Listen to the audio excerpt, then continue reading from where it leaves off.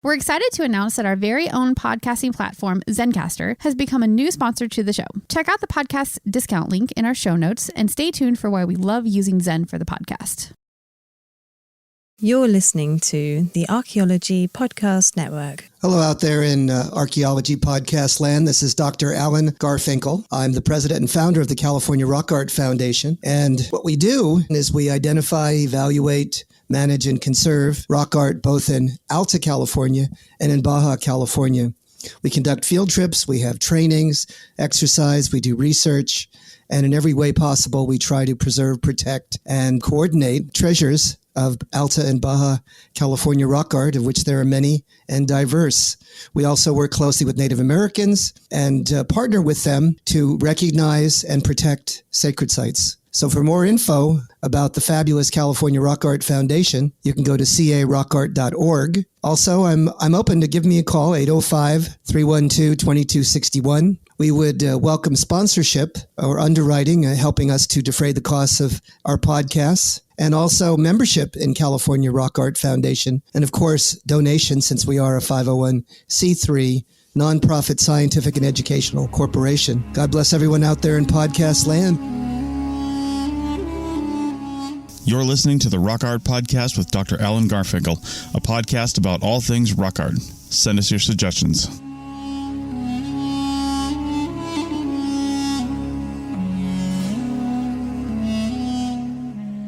Hello and welcome to the Rock Art Podcast. This is your host, Dr. Alan Garfinkel. This is episode 19. And on today's Rock Art Podcast, we're going to be featuring our guest scholar, who is L. Frank Manriquez, and she is an internationally renowned artist, a Native California indigenous Indian, and we'll be interviewing her and talking about some of the ways in which she sees the world as an artist.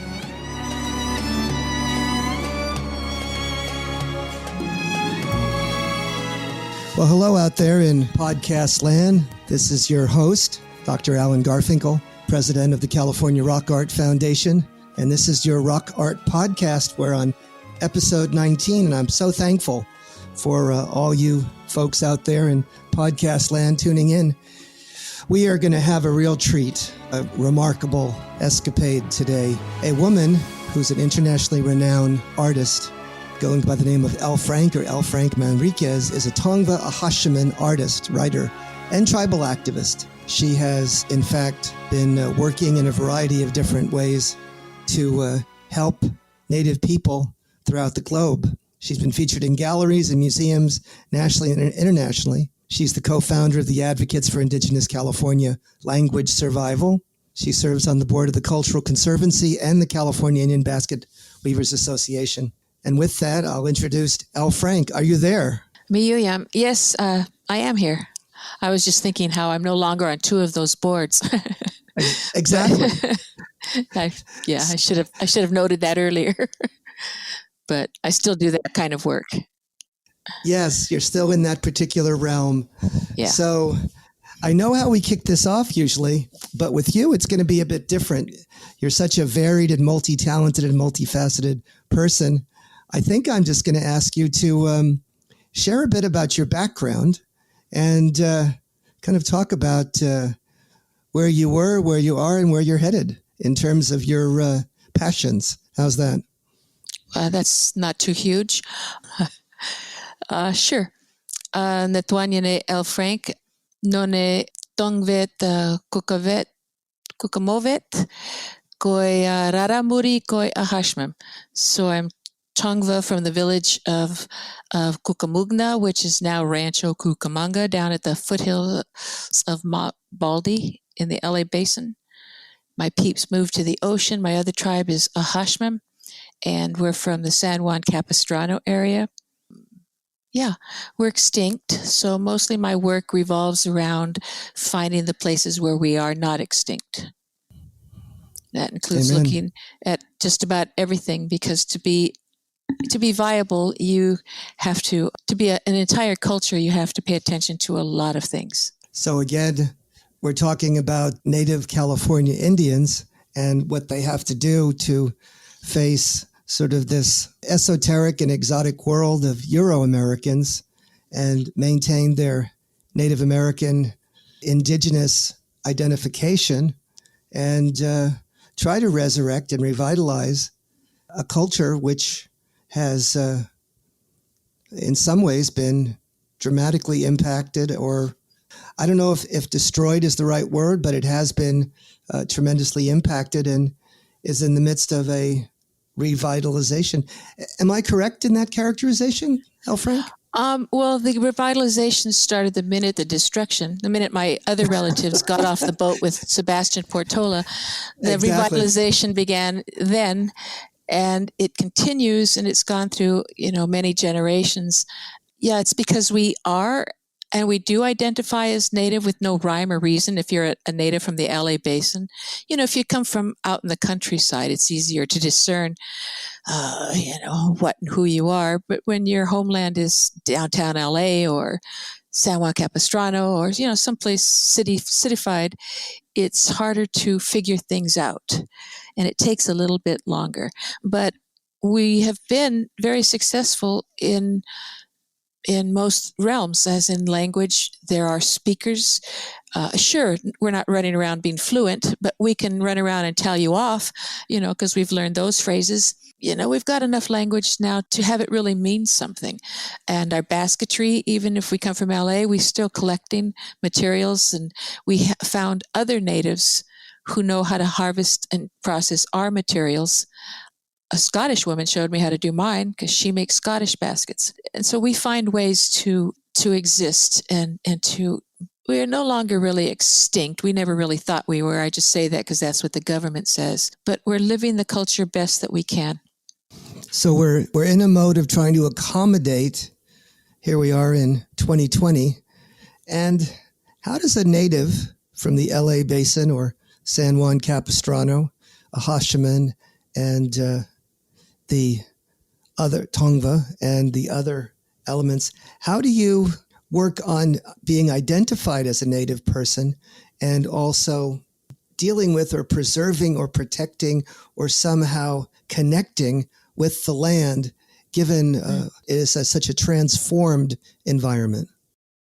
Yeah, I don't work hard to identify just because I am. And the way that came about, even though my family was so proud that we're all from Spain, except for that big part, we're from the mountains of Mexico called, Raramuris up there in Chihuahua. Except for that part, they're from Spain.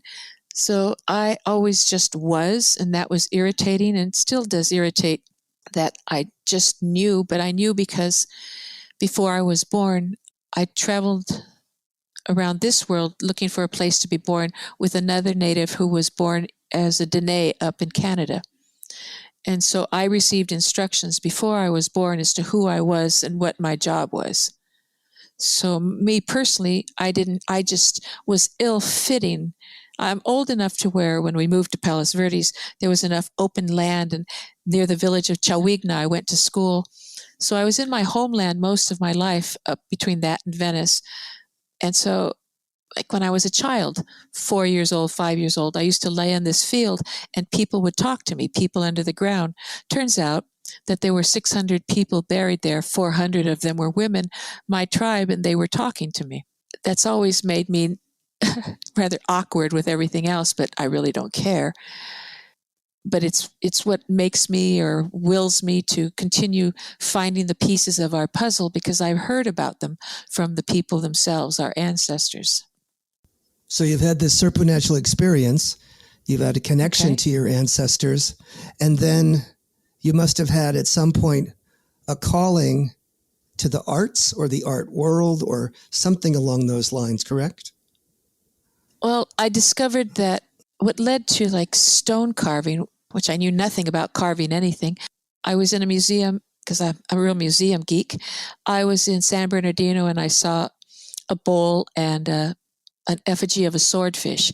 And it said that the Gabrielino Indians made these. And I thought, well, hell, we don't. Somebody better. So I, pretty much exactly those words. And I think it was spelled with an F. But I think I opened the junk drawer that everyone has. And mine had a kind of a pocket knife and a file with 4 different bits to this, 4 different sides to this file.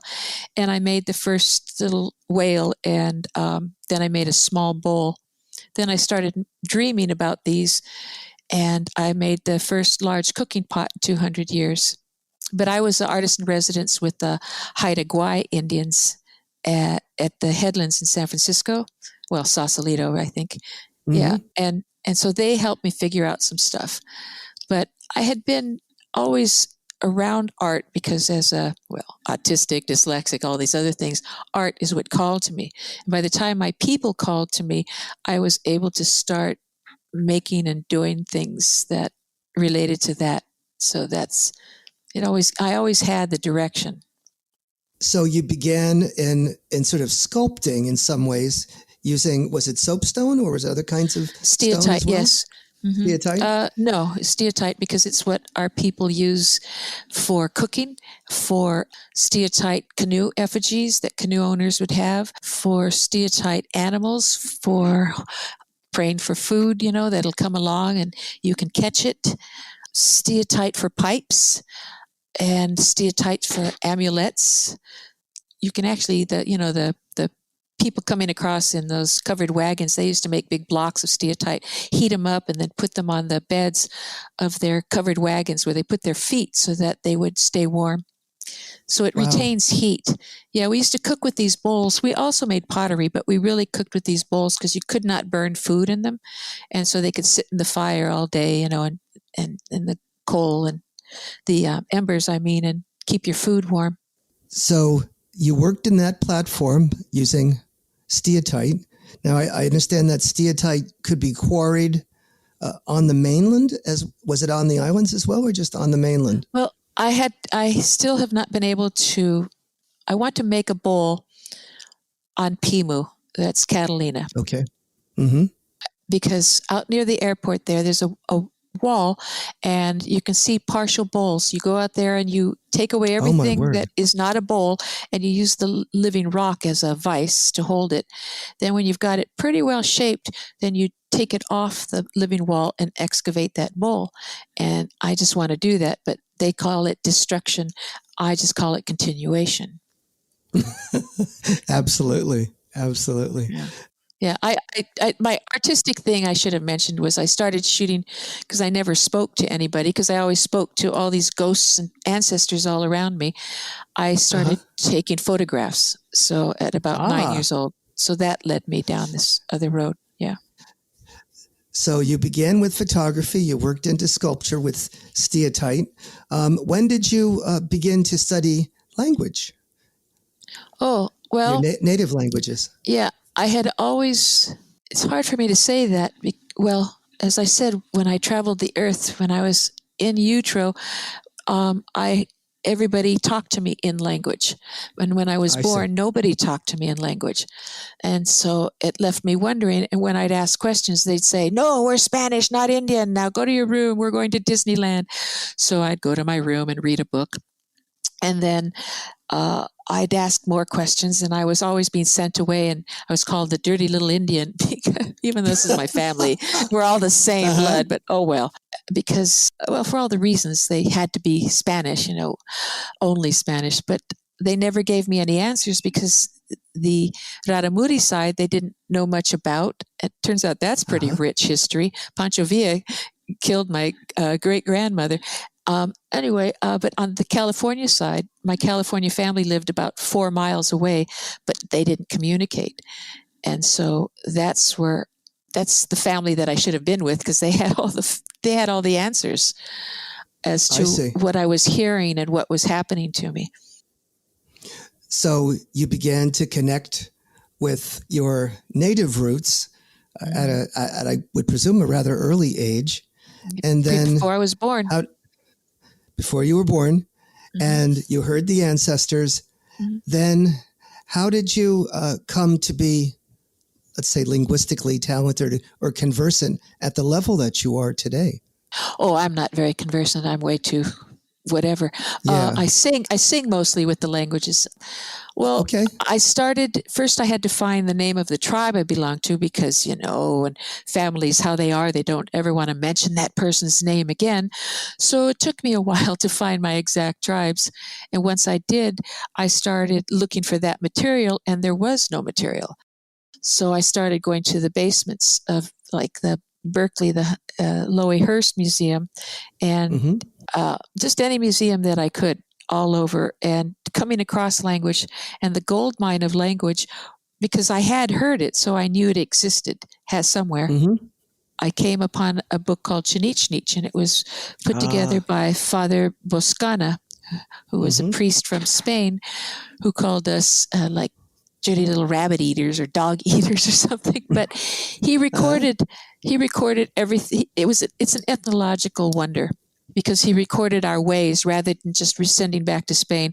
Oh, we have 40 barrels of tallow, and 4 Indians are now Christians, that kind of stuff. He exceeded that, and he wrote kind of a manual for priests who would come behind him. But in doing so, J. Peabody Harrington, most crazy scientist on the planet, he came along and annotated that writing. And I found that because I was down at Malki at the museum there, and Catherine Sobel had that book printed. Oh, my word. So that made the connection. First you had Chinichnic from Boscana, then you had the John Peabody Harrington version that gave you a little glimmer, and then you went to Malki. Yeah. Well, the Harrington, the annotations are, they're exceedingly thick. It took me years to understand. There's this little, I guess it's called a couplet, but the trees are standing, that's so what, the trees are standing, and I had to decolonize my brain and really put it in a different worldview, a different context. And then one day I realized, this is really important. This has to do when death came into the world and people morphed into these things, so I still carry that. That book has been to Europe more times than my friends know they've been. I take that with me everywhere. So in that way, there was a cosmological nexus between you and even the ethnologists and the Catholic fathers from so many years ago, connecting right to your roots. Yeah. I had several connections that I call amusing with priests from Spain. Right. I've been treated like a neophyte, I had just run away and been caught again. Yeah. I have adventures with Catholics. No kidding, of course. With sort of moving into this next segment in the next minute or so, where should we go from here? We've got at least the beginnings of your story. And where do we go next? What's the sort of the next piece of the puzzle? I guess to talk about your artwork, the language, and in fact, the work you're doing with watercrafts, I would presume, and how that all relates back to some of these crazy archaeologists or the anthropology of the dead. Isn't that correct?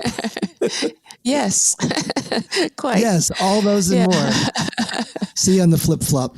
Chris Webster here for the Archaeology Podcast Network. We strive for high-quality interviews and content so you can find information on any topic in archaeology from around the world. One way we do that is by recording interviews with our hosts and guests located in many parts of the world all at once. We do that through the use of Zencastr. That's Zencastr. Zencastr allows us to record high-quality audio with no stress on the guest. Just send them a link to click on, and that's it. Zencastr does the rest. They even do automatic transcriptions. Check out the link in the show notes for 30% off your first 3 months, or go to zencastr.com and use the code ROCKART. This season, Instacart has your back to school. As in, they've got your back to school lunch favorites like snack packs and fresh fruit. And they've got your back to school supplies like backpacks, binders, and pencils. And they've got your back when your kid casually tells you they have a huge school project due tomorrow. Let's face it, we were all that kid. So first call your parents to say, I'm sorry. And then download the Instacart app to get delivery in as fast as 30 minutes all school year long. Get a $0 delivery fee for your first 3 orders while supplies last. Minimum $10 per order. Additional terms apply. You may have heard my pitch for membership. It's a great idea and really helps out. However, you can also support us by picking up a fun t-shirt, sticker, or something from a large selection of items from our TeePublic store. Head over to arcpodnet.com/shop for a link. That's arcpodnet.com/shop to pick up some fun swag and support the show. Welcome back, all you friends of the Rock Art Podcast in Archaeo Podcast Land. This is your host, Dr. Alan Garfinkel, and we are blessed to have a remarkable woman with us, Frank Manriquez, internationally renowned artist, and also a remarkable person talking about Native California and all things Native Californian, what it's like to be an indigenous person, a Native American, and some of the highs, some of the lows, and how that relates to art, history, prehistory, anthropology, archaeology, and all things that we all are interested in. Frank, I said we were going to have a surprise, and I'd like to have you share with us that surprise, if you would. Sure. All right, here we go. Tupash hengamawish mila yachlo nga nga nga supulano ngaloma nga nga nga nga nga nga Tupash hengamawish mila yachlo nga nga nga. Beautiful. That's my post-standing rock ability to sing there. Well, you have a beautiful voice. Well, they sprayed us with stuff out there, and who knows what happened to our breathing. Exactly. The song is about a sky full of birds, and they notice a coyote wandering around crying, and they feel so bad that coyote is alone wandering around crying that they cry with coyote to keep him company. Beautiful. All my songs are broken-hearted love songs, except for one canoe song. I love it. That's how I'm able to do the language, and my niece puts the music, or sets it, and I have to change that because she's trained in opera, and there's no way I can breathe the way she sets it. No. It takes a lot of help, but people do help me in order to put the words together. What language is that in? That was in Luiseño Ajachamem. Okay. Luiseño Ajachamem, yeah. That would be a Takic language of Uto-Aztecan, would it not? I think it is, yeah. Yes, it is. So is the Tongva. Mm-hmm. Yes. Yeah, apparently we're some intruders who wedged in between two Hokan speaking groups. Caused a ruckus. Oh, my word. It's really funny to talk to you, Frank, because I hear the resonance of both my own people who have taught me over the years in the discipline of archaeology, but also the other side of me as well, the spiritual side, the religious side, and also the side of just enjoying your temperament and your personality. You're quite a treasure, just a treasure. Well, I'm just a Hollywood Indian. You're a Hollywood Indian, I can tell. Yeah, just a Hollywood Indian. So the next question, which is the $1 million question, is that, is there an episode, an experience, a person or event that you feel maybe inspired or changed you or gave you sort of a revelation which helped you understand what it is to be who you are? Sure. Pretty easy to register. I mean, there's a lot of smaller things like that, having conversations or learning stuff before I was born. But when I got here, I had mentioned that I laid on the ground. And heard my people. This is right below Loyola Marymount. Now there are tennis courts right where I laid and listened. Back then, there were just big open fields. But it's when I lay there, the things that I heard were not the things of this world. They were things of another time, topics of another time, values of another time. And I realized that I belonged to them, and they made me understand them. I became their family. And I did that. Oh, gosh, I must have been about 4.5 till I was maybe 17. I would go lay on that field because it remained a field for so long. Now it's just condominiums, tennis courts, like I say, which is rather appalling to me. That was one of the moments that opened up. Again, that moment resonated, and I realized that I come from this place, and I didn't know where I came from. As I said, my family wanted me to be Spanish, and they wanted me to this, and somebody else wanted me to be that. But I realized that I belonged to this place. And then there are a lot of other things that support that, like my Raramuri grandfather, who he didn't take Christianity very kindly either. So he and I were a pair. But the next big event was when I was maybe 20, 21. A friend's brother had grown psilocybin mushrooms and said, come on, let's go to the desert and eat these psilocybin mushrooms. So I went and I ate them. And I ate, since nobody we knew had ever eaten them, I ate, it turns out later on, 8 times as much as I should have. So a great number of things happened. But the thing that happened a great number of things, we'd need like 5 more podcasts. But the thing that happened that was most helpful or most scary was in the evening when I thought, okay, this ride is over. But it wasn't. In the night sky, the desert sky, it's just a million stars and nothing else. That Twilight Zone door from the TV show came through, and I thought, oh, no. Yes. Yeah, and when it opened, instead of E equals MC and a little doll to learn how to draw and all this stuff, came out the faces of my ancestors. And they came right down, almost pressing into me, and told me, you have to do this, and you have to do this, and you have to do this, and this, and this, and this. All the things that I've actually done, or most of them.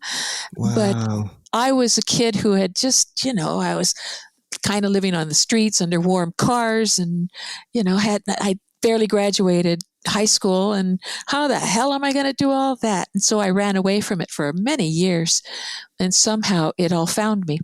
What I find interesting about this is that I met a young man. We were doing some language stuff in Montana, and some Montana Indians said to him, how do you 3 know each other, us California Indians? And so he related a dream he had.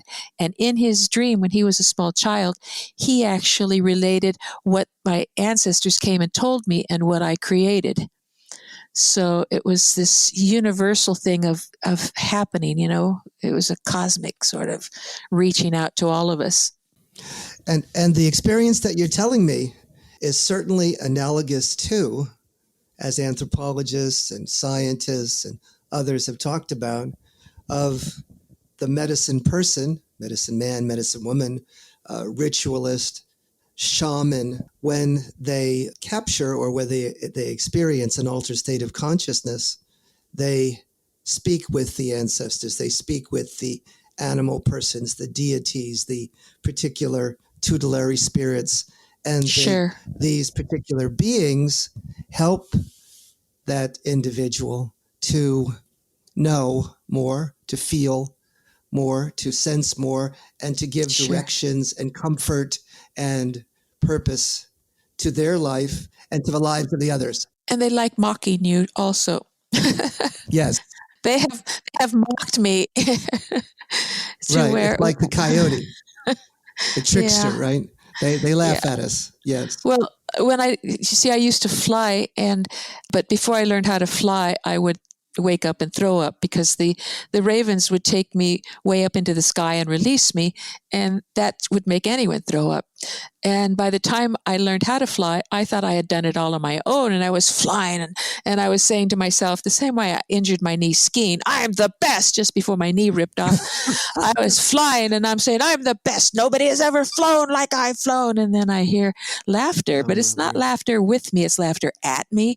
And I whip my head to see who has the audacity, and it's a large raven. I realize, oh, this is kind of odd. And he's talking to another raven on my other side, and they're saying, oh, that worm, that's what they called me. Oh, that worm, the slowest learner we've ever. And I was like, oh, that was kind of crushing. But the upside was they said once I learned very well. But yeah, so sometimes they're not as nice. Like they yelled at me in the desert. They yelled. But what a blessing to have this kind of connection, this conduit, this, what I call it, this ethereal tether that will allow you to know and feel and connect. Absolutely. In a way, a supernatural way.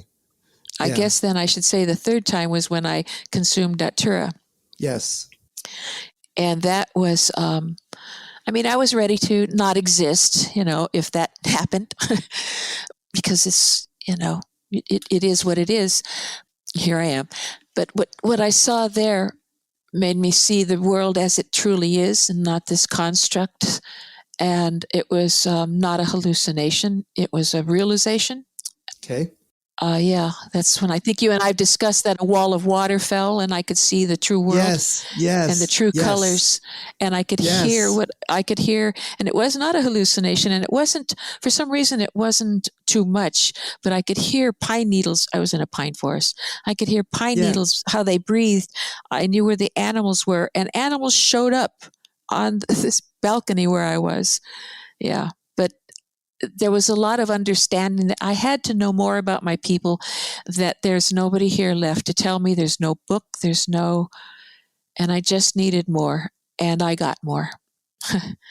So this was almost like a supernatural connection, or not a premonition, but some sort of a revelation of life purpose and connection and direction, sort of a bit of inertia that showed you your path. I guess. Yeah. Well, I pretty much feel like a very small pebble in a very rough waters being made smaller, running down towards the ocean. But because sometimes it's pretty head on.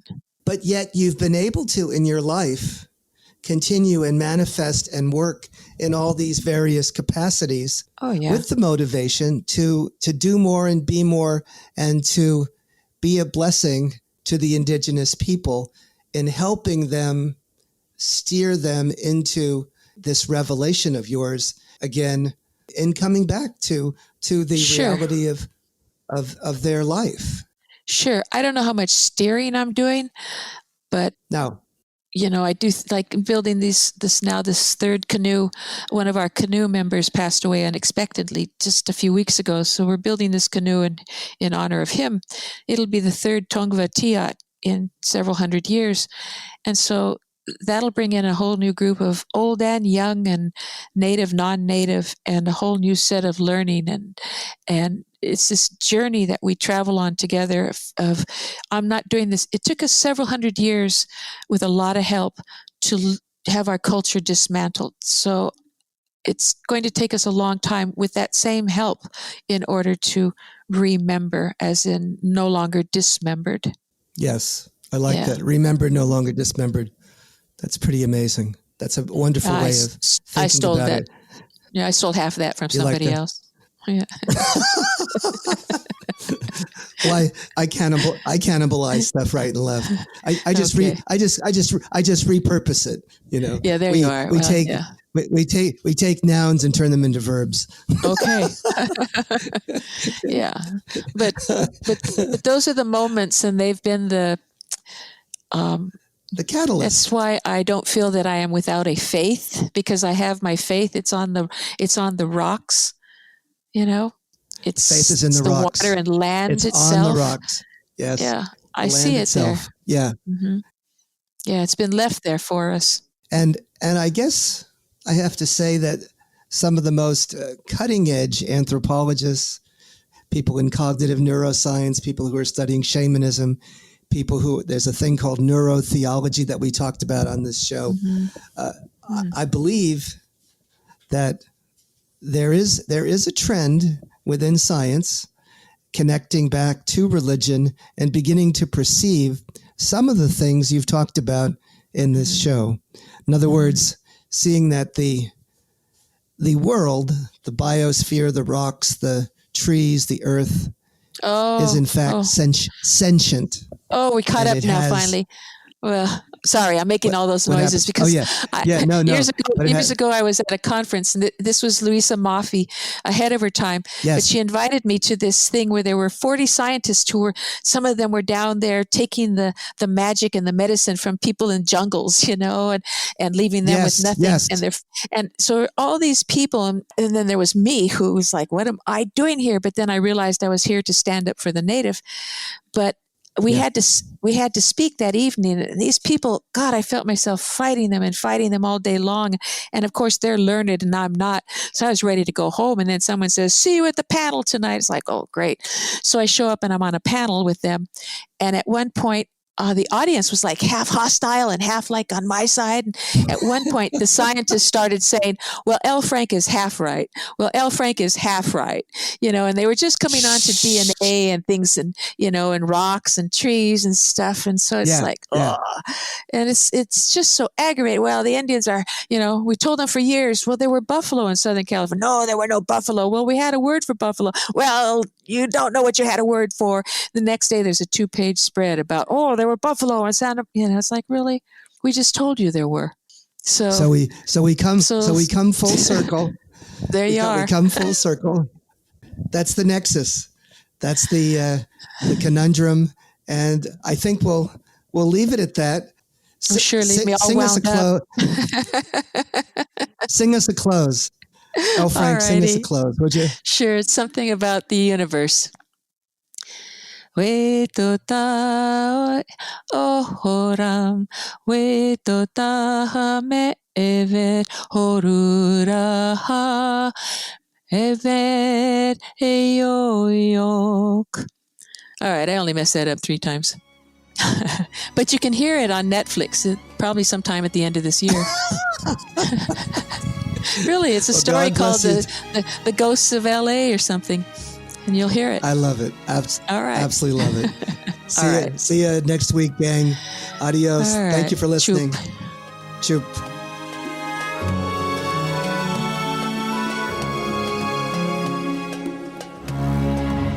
Thanks for listening to the Rock Art Podcast with Dr. Alan Garfinkel and Chris Webster. You can find this podcast on the educational podcast app Lyceum, Lyceum, and wherever you find podcasts. Find show notes and contact information at www.archpodnet.com/rockart. Thanks for listening, and thanks for sharing this podcast with your family and friends.